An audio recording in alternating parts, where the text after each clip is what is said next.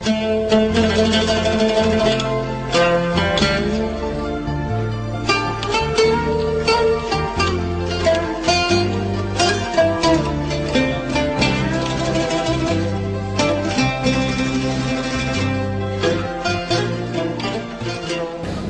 الحملة الدولية للحفاظ على الهوية الفلسطينية انتماء وتجمع المؤسسات الأهلية في صيدا والجوار المعرض التراثي الثقافي تحت عنوان فلسطين تجمعنا والعودة موعدنا. كلمة المنسق العام للمؤسسات الأستاذ ماجد حمدتو فليتفضل. أتوجه بالشكر للزملاء في الحملة الدولية للحفاظ على الهوية الفلسطينية انتماء لهذا الجهد الكبير الذي يقومون به منذ 5 سنوات على التوالي بكل همة ونشاط وفي كل المجالات وعلى وسائل التواصل الاجتماعي والإعلامي، معززين الشعور الوطني بالانتماء لفلسطين لدى شعبنا في الشتات كما في فلسطين، وتفعيل دور الشعب الفلسطيني ومؤسساته الاجتماعية وتحويل الذاكرة إلى واقع لا بل إلى أمل يتجدد بالعودة إلى فلسطين. شكرا. نبقى مع المنشد أمجد هواش.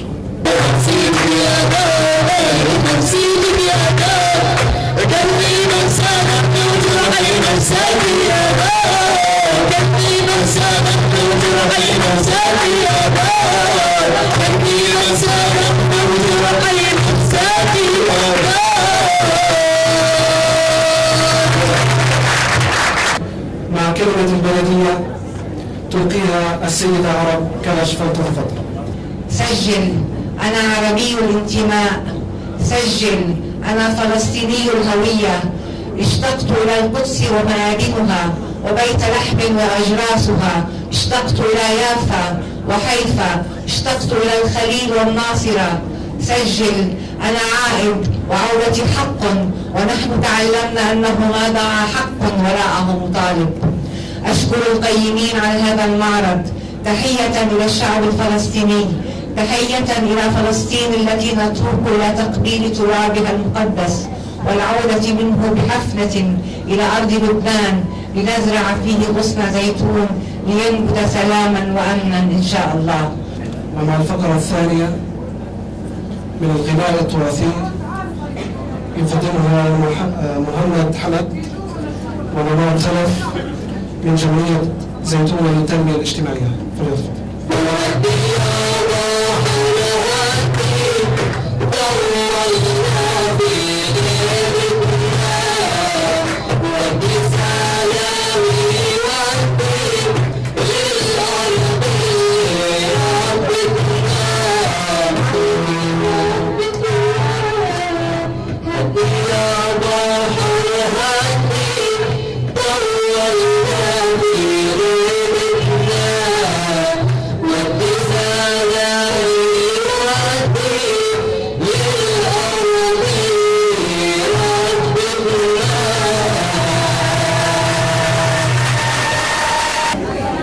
من الشعر الأستاذ أبو العرب كارش فليتفضل. ونحمي فلسطين دولتنا وقبلنا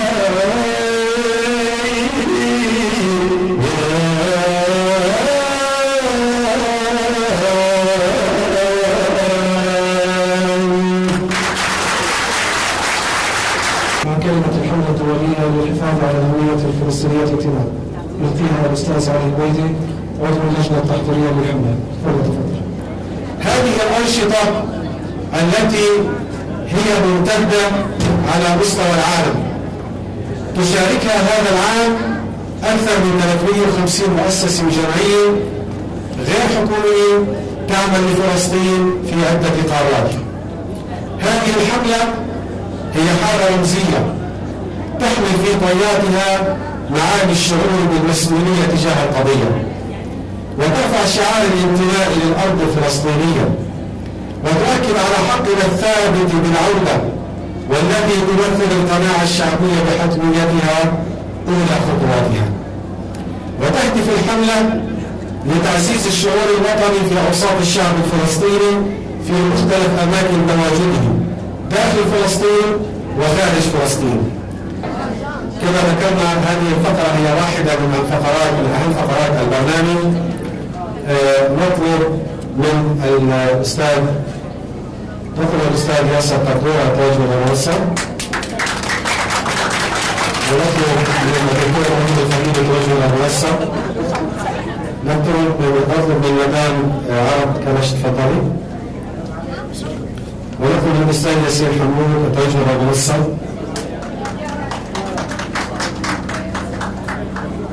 سيقوم الأستاذ ياسر قردورة ومدام عرب كلاش بتكريم الأستاذ ماجد حمدتو منسق تجمع المؤسسات الأهلية في منطقة صيدا والجبال.